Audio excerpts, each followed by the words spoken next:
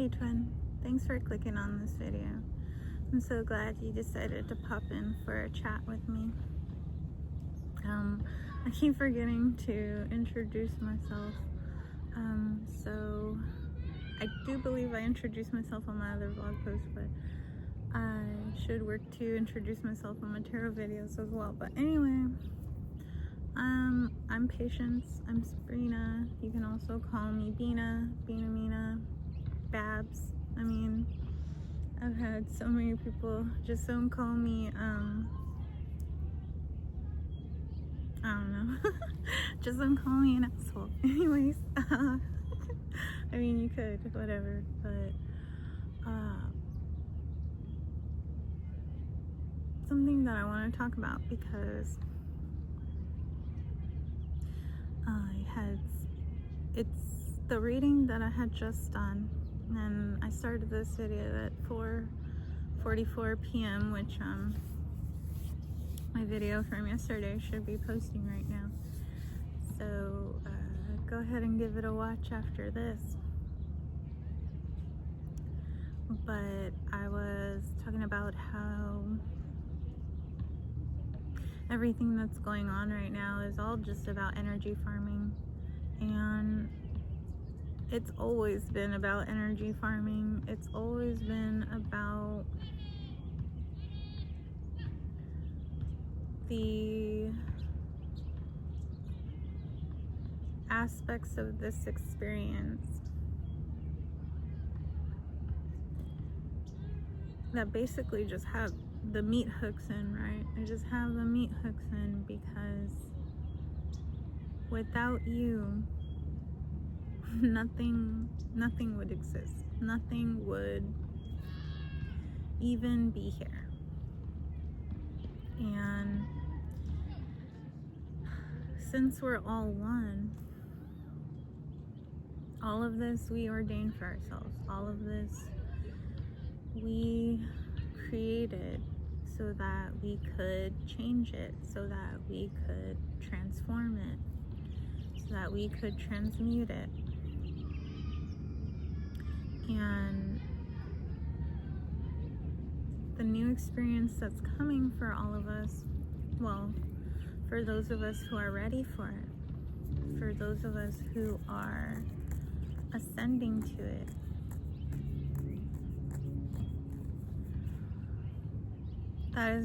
that it's the levees breaking, the outdated and old ways of existing can no longer sustain. I just keep hearing over and over and over again, dinosaurs will die, dinosaurs will die. And we're all aware of, all the people of status that have participated in this perpetual energy farming menagerie.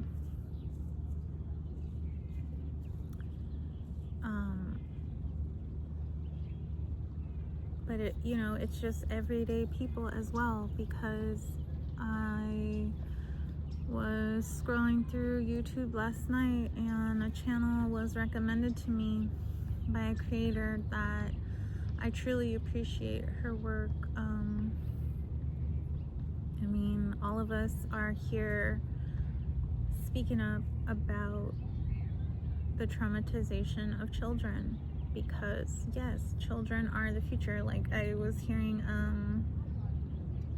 think of the children, Helen Lovejoy, right? And how everyone would just snicker at her, make fun of her, whatever. And then you see that Matt Groening was in the Epstein files. 444 on the timer. So, yeah, think of the children. Fucking think of the children. Like, they are the future. They are us.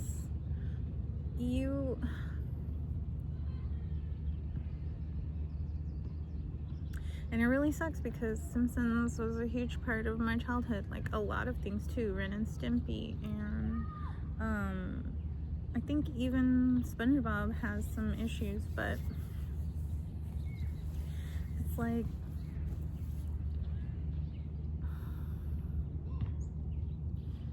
at what point can you separate the art from the artist? And I don't really align with cancel culture or anything like that, because all of us have skeletons in our closets. All of us have dirty laundry that could be aired. There's literally no one that doesn't have something that they wouldn't like others to know about them.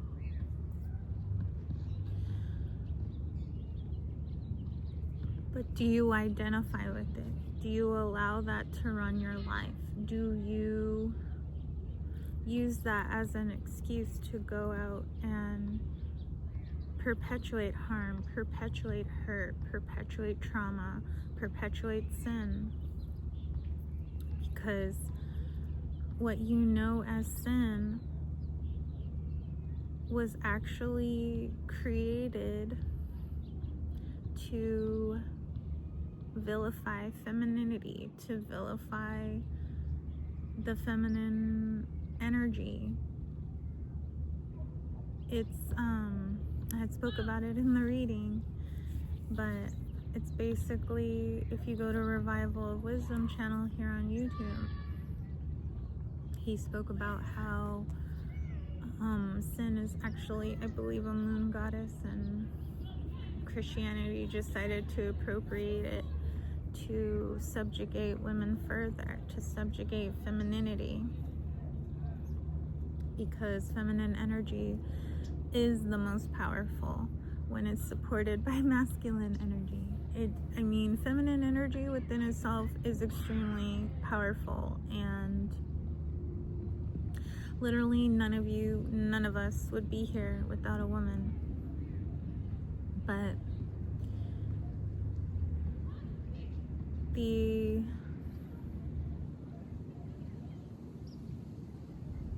caveat here is that even men, masculines, are shamed for recognizing and embracing their femininity. For a while we had metrosexuality, which I thought was great, because it wasn't just, because everyone benefits from self-care. Everyone benefits from taking the time to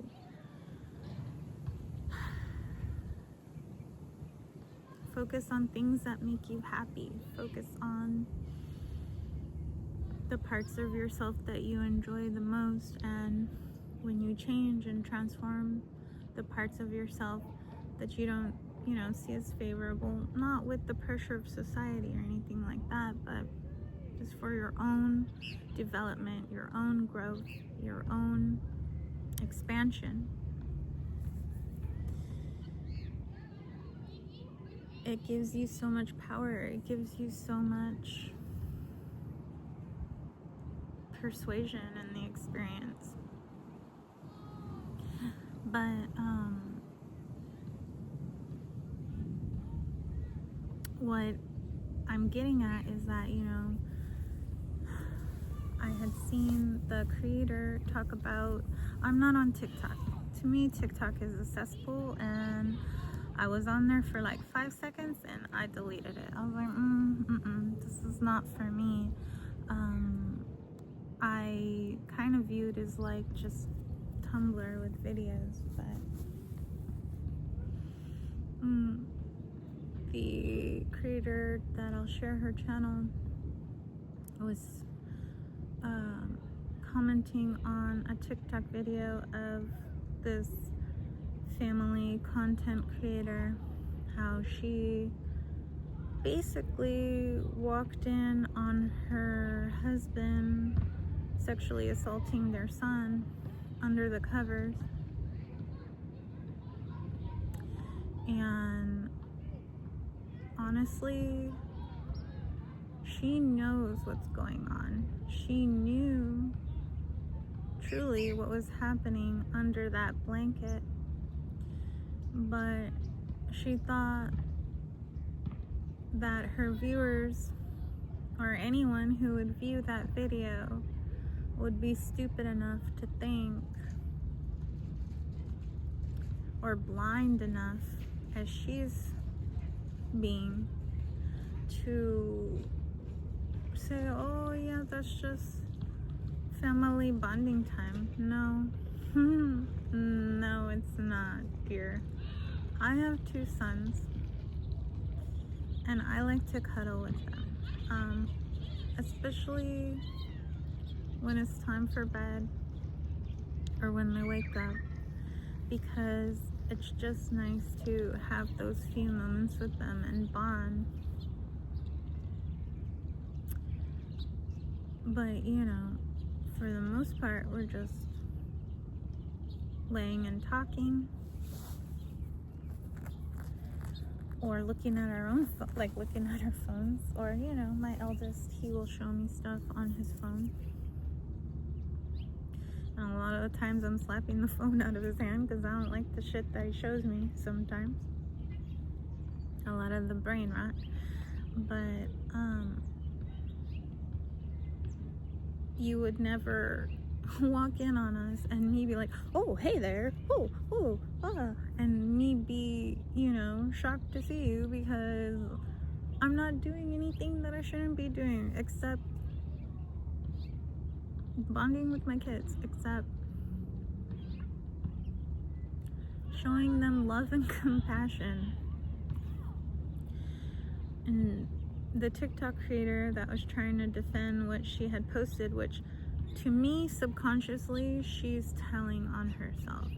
Subconsciously, she's actually wanting someone to point it out to her,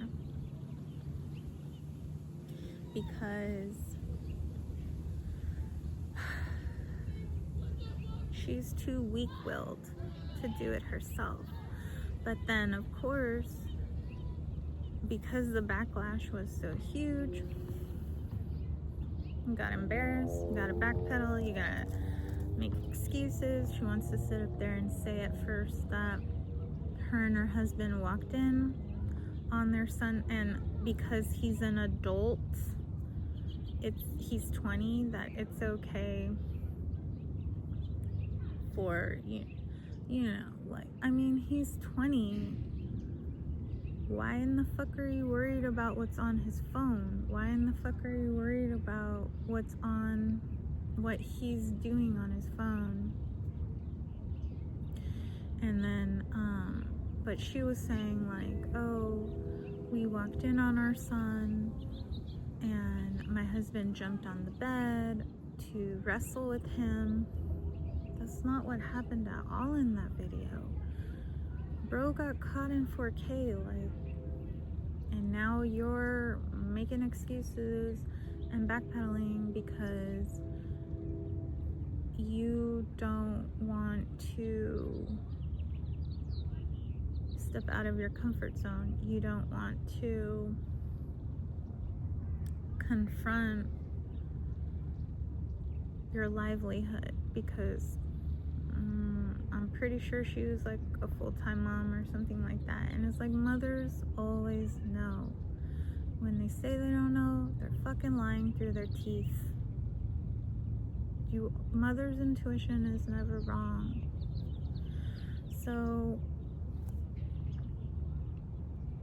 to me, it was just like seeing that, and she was saying that, you know, they had walked in together. Well, no, the husband was already in the bed and you walked in on them. And if he did just jump on the bed, then how was he already under the covers? How was he?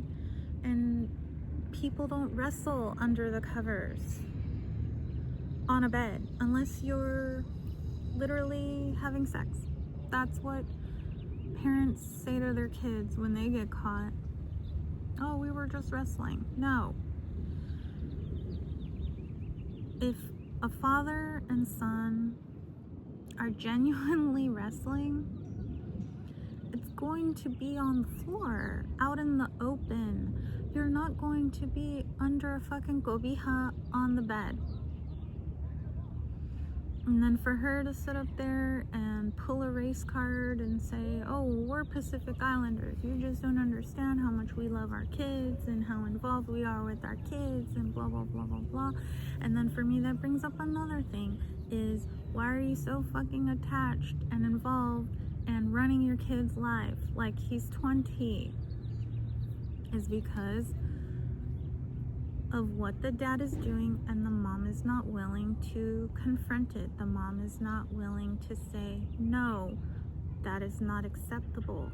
It could be that it also happened to her. A lot of times, you know, the traumas that we inflict on others are because they were inflicted upon us, and it's up to each of our discernment to change and to confront and change that. But, you know, each of us don't, we do or we don't, right? So we keep building our karma. And I mean, that's just coming up for me a lot, that I know that in my past lives, I didn't confront and change these egregores, these outdated thought forms. And I just took the easy way out. I took the path of ignorance, right? But this is the timeline where no more. It's unacceptable and is not allowed.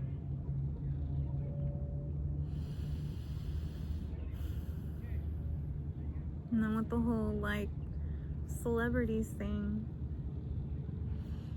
it's like people change all the time. You're changing all the time. We're all changing billions of times per second. And it's when the change becomes noticeable, that's how we know we've shifted. You know, growing up, I listened to a lot of Queen and Depeche Mode and the Beatles and Nirvana and Alice in Chains. A lot of the stuff that the adults around me, a lot of REM because of my uncle, and the B-52s and Devo. You know, we have all these influences from the adults around us, and when I hit middle school, that's when I discovered No Doubt. And to me, I was like, I mean, through MTV and being a latchkey kid, I watched so many things that I should not even watch. Like, I've seen Rocky Horror more times in my childhood than most people have seen in their whole life. And that's because I was not being monitored. I was not being watched over. Hi, Buzz. A beautiful murder is flying. Oh, there's 7 crows. How lovely. So I actually met Tim Curry when I was, I believe, 10 or 11, almost 11 years old. And it was at the cafe that my maternal portal's mother was running. My battery's low. Thank you, universe. That my maternal portal's mother was running. It was off of Highway 62 on the road between Joshua Tree and Palm Springs. And I knew it was him. But he had gained weight, right? And I was second guessing myself because I had seen him so much in Rocky Horror and Home Alone 2 and, you know, just all his other movies and things. I was like, no, it can't be him. But I knew it was him because of his eyes and his smile. But none of them encouraged me to, I mean, yes, she told me, she's like, who you think it is, that's who it is. But I still couldn't muster up the courage to get his autograph. I mean, I felt embarrassed because I was being superficial.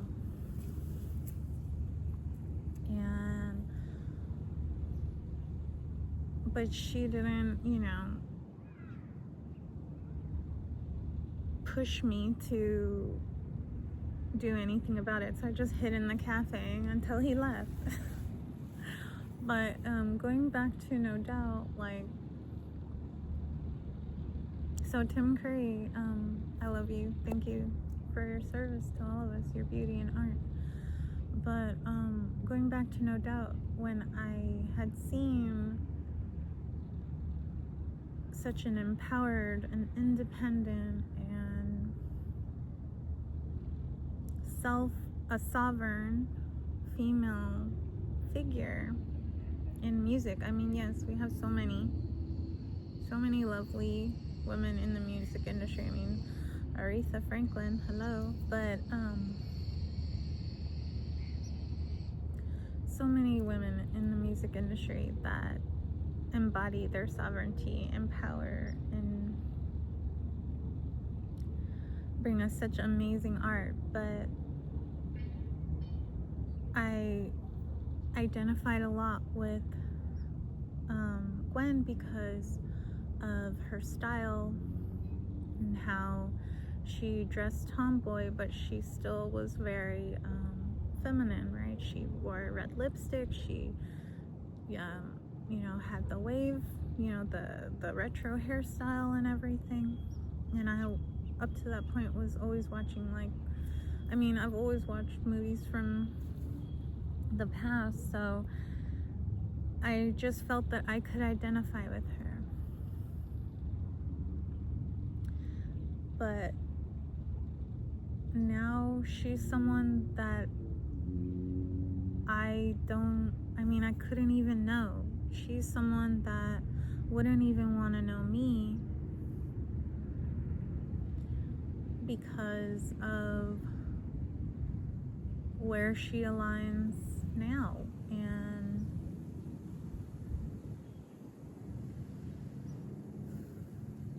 that just says, like, to me, identify with yourself. Yes, everyone is you pushed out, but they're all just there to reflect the parts of you that you favor the most and you don't. But essentially, you are the pedestal. There's no one outside of you that is above or below.